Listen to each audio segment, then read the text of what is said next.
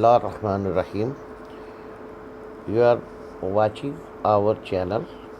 Now watch international and other great videos. Please like channels and share and subscribe. Please and prove your love. Please. यानी कि आप कोई परेशानी दो कश भी ना लावे।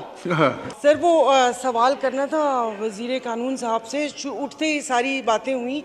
मतलब बाज़ दफ़ा ये होता है कि कुछ चीज़ें हम अपने लिए हमारे लिए हलाल होती हैं और वही काम दूसरा करे तो वो हराम होता है। तो जो सदर साहब ने जो लेटर लिखे हैं उसके लिए मैं भी बात कर रही हूँ कि हाँ वो उनके ज़ाहिर इख्तियार में नहीं है और आइन के साथ। लेकिन मुझे ये बताएं कि आइन में लिखा है, मैं तंज़ नहीं कर रही, मुझे सिर्फ पूछना है क्योंकि पूछते हैं फिर ऐसे में खामखा में कोई गलत जवाब दे दूं और फिर पता चले उसके मीम्स बन जाएं।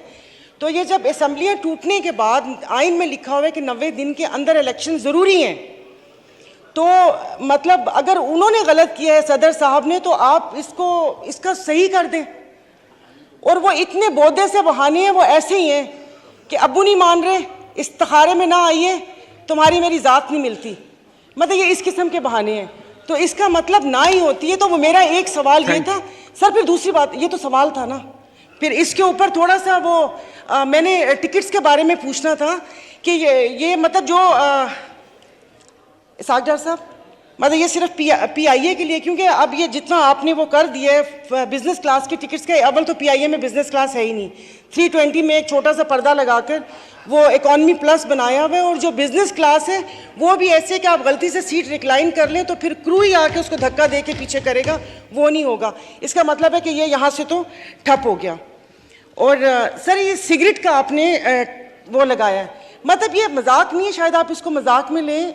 लिखा तो होता है कि सिगरेट नोशी सेहत के लिए मुज़र है, लेकिन अब पीते हैं लोग।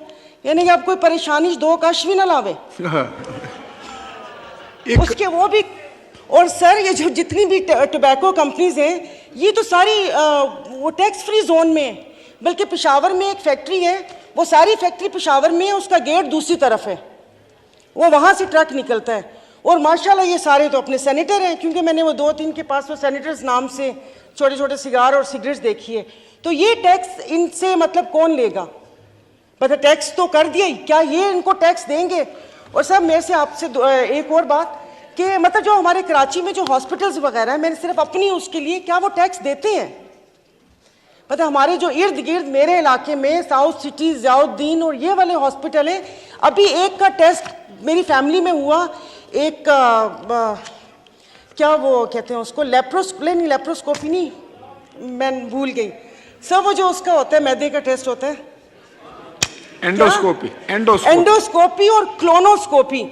सर वो बिल आया ना, तो वो मेरा चश्मा नहीं था, मुझे समझ नहीं आई, वो 1,35,000 के ये 2 टेस्ट हुए।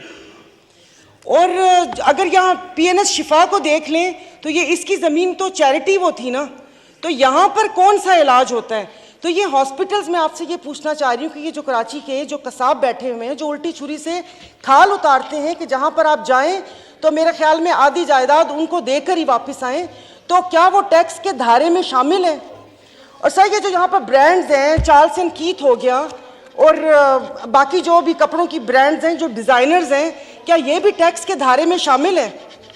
और तीसरी को नहीं ले जाइएगा कोई भी अपने ऊपर, ये जो कॉस्मेटिक ये जितनी भी डर्माटोलॉजिस्ट हैं, तो वहाँ पर तो बिल्कुल ही आजकल एक वो चला हुआ है ना कि मतलब थोड़ा सा।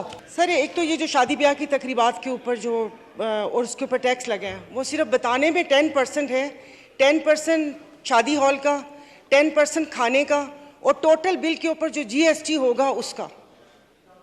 तो जैसे कि उन्होंने बोला है कि कराची में तो इतने छोटे छोटे अपार्टमेंट हैं कि वो शायद वहाँ पर कोई फोत भी हो जाता है तो वो बेचारे मतलब घर में तो नहीं वो सारा कुछ होता। ये शादी या कुछ तकरीबात, ये छोटी सी तो खुशी को ज़िंदगी में एक दफ़ा आई, उसको भी उन्होंने इतना मुश्किल बना दिया। और बाकी सर जो टैक्सेस,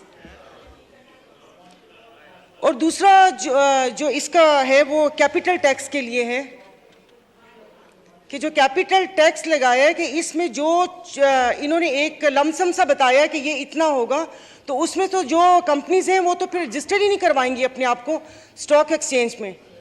कि अमेरिका के जो कमर्शियल अताशी हैं वो एफबीआर के चेयरमैन तारिक बाजवा साहब से मिले हैं और नाराज़गी का इजहार किया है कि इन फिजी ड्रिंक्स के ऊपर आप लोगों ने टैक्स लगाया, कोक, पेप्सी और ये, तो उनको यकीन दहानी करवाई गई है कि नेक्स्ट बजट में इस पर से टैक्स हटा दिया जाएगा।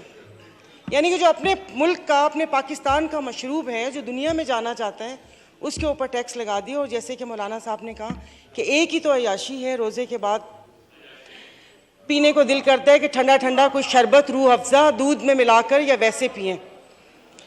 तो और उसके बाद दूसरा असर, सीमेंट की कीमतों में इजाफा कर दिया। मतलब एक गरीब, ये तो वो एक कहानी हमने पढ़ी थी कि वो मिर्ज़ा ने एक कतबा बनाया था, कतबा तो नहीं, वो एक नाम लिखवाया था कि मैं अपने घर पे लगाऊंगा। 9th-10th में थी ये स्टोरी। और वो पैसे जमा करते करते करते एंड में उसमें थोड़ी सी तरमीम करके उसकी कब्र के ऊपर लग गया। तो अब ये गरीब बंदा एक थोड़े से पैसे जमा करता है कि थोड़ा हो तो या छत डाल लूँ या घर बना लूँ, हर साल ये सीमेंट का हो जाता है।